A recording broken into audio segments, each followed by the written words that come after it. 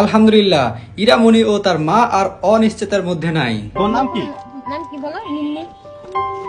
সম্প্রতি সামাজিক যোগাযোগ মাধ্যমে ভাইরাল হওয়া শিশু ইরামণি ও তার মা এখন আর অনিশ্চয়তায় নয়, তাদের পাশে দাঁড়িয়েছেন জনপ্রিয় টিকটকার লায়লা। জন্মের পর শিশুটিকে রাজকন্যার মতো দেখায় বলে অনেকেই বিস্ময়ে তাকিয়েছিলেন। কেউ কেউ এমনটি ধারণা করেছিলেন শিশুটি আসলে ইরামণির মায়ের নয়, চুরি করা হতে পারে, কিন্তু পরবর্তীতে জানা যায় সেই মাই ইরামণির জন্মদাত্রী মা। এই মায়ের অসহায় অবস্থা ও ভাইরাল হওয়া ভিডিও দেখে লায়লা মানবিক দৃষ্টান্ত স্থাপন করেন। তিনি ঘোষণা দিয়েছেন, আজ থেকে ইরামণির সকল খরচ আমি বহন করব, তার এসএসসি পর্যন্ত পড়াশোনার দায়িত্ব আমি নিতে প্রস্তুত। শুধু শিশুটিই নয়, ইরামণির মায়ের চাকরি ও নিরাপত্তার দিকেও নজর দিয়েছেন লায়লা। তিনি জানান, ইরামণির মায়ের জন্য তিনি নিজ বাসায় কাজের সুযোগ রাখবেন এবং থাকা খাওয়া সহ সকল খরচ নিজেই বহন করবেন। মানবিক এই উদ্যোগের প্রশংসা করেছেন নেটিজেনরা। অনেকে বলছেন এটা কেবল সাহায্য নয়, সমাজের প্রতি